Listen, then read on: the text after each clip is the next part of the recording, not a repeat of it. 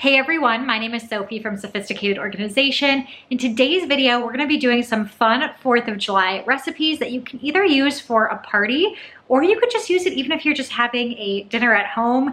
Even if it's not 4th of July and you just wanna have kind of a summer themed dinner, this would be perfect and an extra special treat because we're also gonna have dessert, of course. You guys know I love to bake. We're gonna be baking some cupcakes. We have some sliders and a fun corn salad. So if you guys are ready for it, let's get right into the cooking because I'm so excited.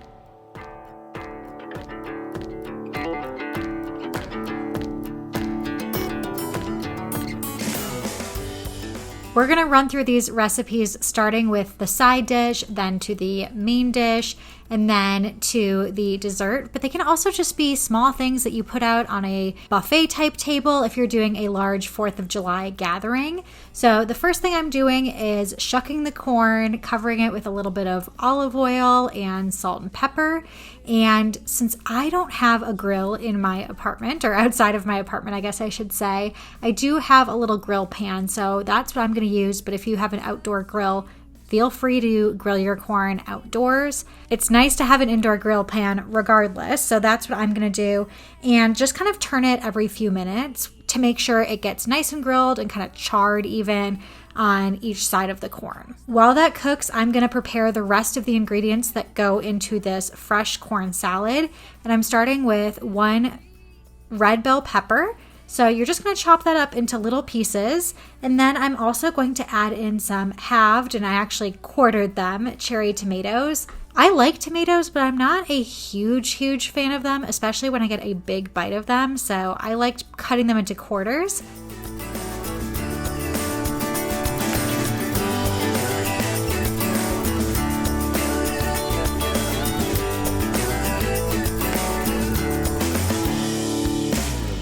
Looking back about 20 years or so, when I close my eyes I see how we all were tripping with belief. I am going to share the amount of each of these items that's recommended by the recipe, but this is one of those recipes that you can totally add however much or however little of whatever you want. If you don't like tomatoes, you could completely skip them, add more bell pepper, add something else. So I didn't really do a ton of measuring here, which is really nice. I just cut up as many tomatoes as I wanted, and that was it. In goes an avocado. I had 2 green onions left over. The recipe did say 4, but I just happened to have 2, so I sliced them up and added those in as well.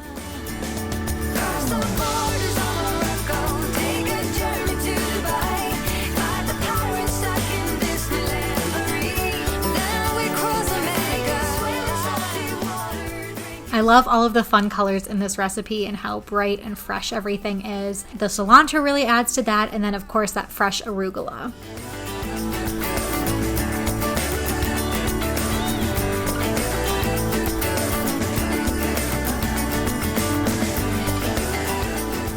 Time to check on the corn, and you can see that it's starting to grill up pretty nicely, but I wanted to let it go even longer, so while that's still cooked, I moved on to the dressing that's part of the salad. The dressing is nice and simple and fresh as well. You need the juice from about 2 limes. That's 1/4 cup, or should be close. A couple tablespoons of olive oil, a tablespoon of honey, a teaspoon of paprika, 3/4 teaspoon of salt, and 1/4 teaspoon of black pepper and onion powder. And then we cross America.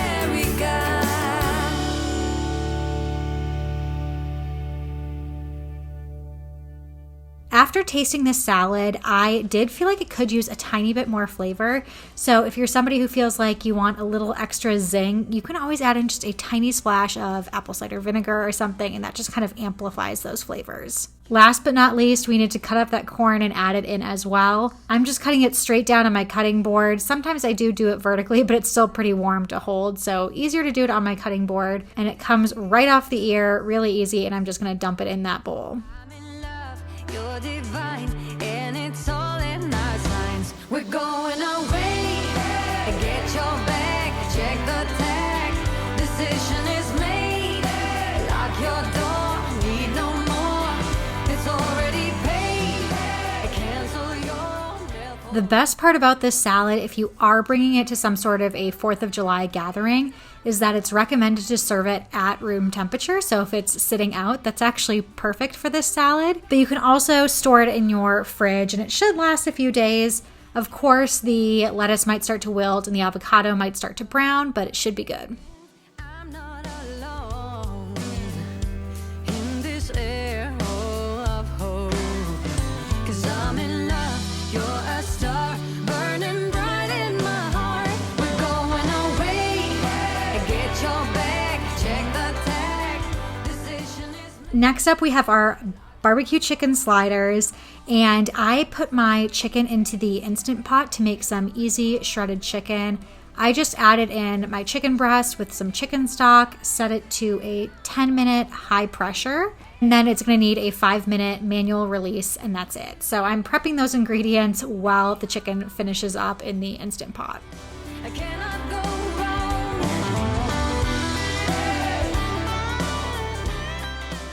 Sliders totally make me think of a backyard barbecue. They make me think of 4th of July. And again, perfect for a party to put these out for people to try and just have one and feel like they don't have a full meal. Or if you're going to do this at home, you can buy full-size buns and just make them a little bit larger, or keep it fun with the sliders and have a few sliders for dinner. It's a journey for life, and I'm alright. Hang on, we'll be long gone. Hang on, I cannot go wrong. Hang on, we'll be long gone. Hang on, I cannot go wrong. I don't mind shredding up this chicken too much, but I have also heard that a really quick, easy way to do this after you finish cooking your chicken and you want to shred it is to put it into your mixer and just let the beater do all of the shredding for you. So that's another option, or you can easily take 2 forks and just pull it apart. Into your shredded chicken, add enough barbecue sauce just to kind of moisten it up a little bit. So I kind of played around with that measurement, or lack thereof. I obviously did not measure. And then I'm adding my layers and we're going to put it into the oven. So first up is that barbecue chicken. And I will say, if I did this recipe again, I would actually toast those bottom buns first, because the only part about this sandwich I wasn't completely in love with was it did get a little bit soggy on the bottom bun. So toast it first, then add your chicken, a little dollop of barbecue sauce, some mozzarella cheese, then your thinly sliced red onion. And if you're not a red onion fan, this does kind of temper the flavor when you put it into the oven and cook it. So don't worry about that. I sprinkled on some fresh cilantro and then topped it with slices of Gouda to help that all melt together.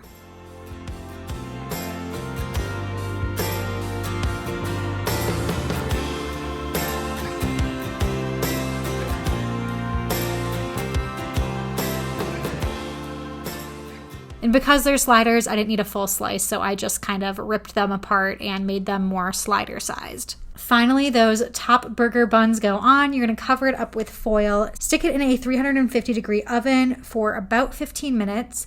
After that, you can take the foil off, brush it with some butter and more chopped fresh cilantro, and then back into the oven without the foil for another 10 minutes or so.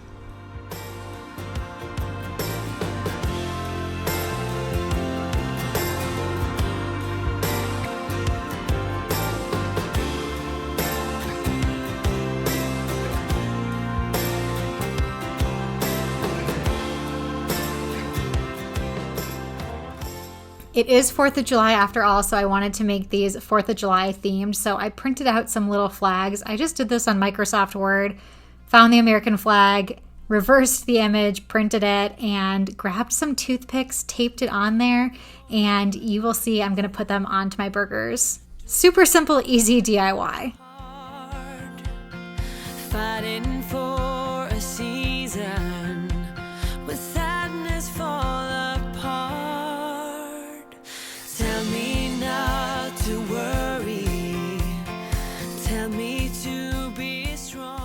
last but not least, we most definitely cannot forget dessert. And if you've watched my videos before, especially videos where I cook or bake, you know that I love making cupcakes. I haven't made them in a while.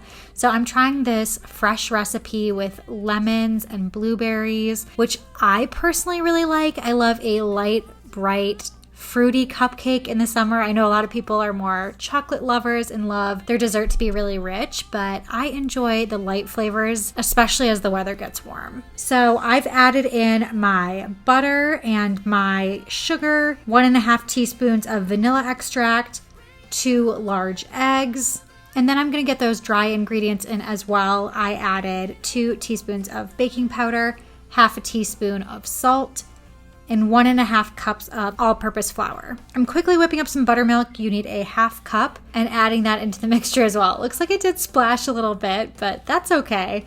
And while that incorporates, I'm zesting my lemons. You should have the zest of 3 lemons and the juice of 2 lemons. That should end up being 2 tablespoons of zest and 1/4 cup of lemon juice. Make a brand new sketch. Fire in the hole. Flipping hearts around. We'll be changing all that's wrong. And baby, hold on. Bring it on. We'll be running the show. Bring it on. Take it all as we go. Bring it on. After all of those ingredients are mixed in, you'll see I used frozen blueberries, and if you do that, you're going to want to add some flour with them so they don't all sink to the bottom. You can do that with fresh blueberries as well, and I'm just going to use my little scoop here and fill them up about 2/3 full, and I think you could even push it to a little bit higher because they truly did not rise that much. Bring it on tonight.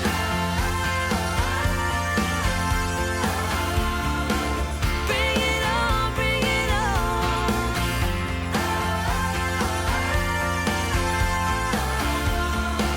Bring it on, bring it on. Bring it on. We'll be running the show. Bring it on. Bring it on. Bring it on. We'll be running the show. Bring it on. Take it all as we go. Bring it on. While the cupcakes bake, I'm going to start on that cream cheese frosting. And for the cream cheese frosting, I am going to first add my butter. You need 1/4 cup at room temperature, as well as 8 ounces of cream cheese. Beat those for a couple of minutes, and then you can add in your powdered sugar. You'll need 2 cups of that. You'll also need a teaspoon of vanilla extract and a pinch of salt. And then to kind of thin it out a little bit, you can add a tablespoon, maybe 2 if you need it, of heavy cream or milk. So I went exactly in the middle and added some 1/2 and 1/2.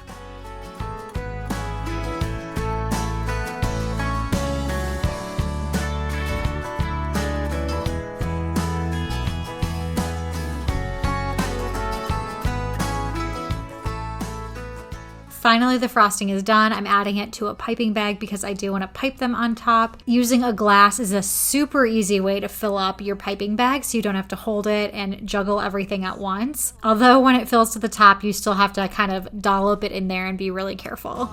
In my hands, here I am again, like with nothing on, putting up no defense. Cupcakes are done. I let them cool for enough time that the frosting wouldn't melt when I put it on.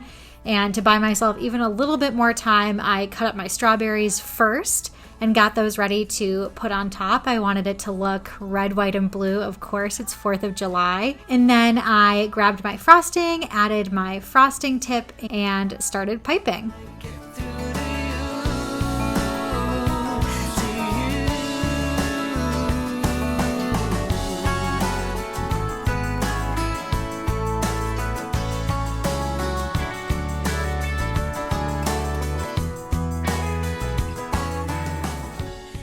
And you'll see I had the perfect amount of frosting. I just ran out on that last cupcake. I put 1 little strawberry slice with 3 blueberries kind of bunched together on top of each cupcake. And I think it definitely brought the theme together, especially with the cupcake liners that were the blue and white polka dot. Without being afraid, but if it's the last thing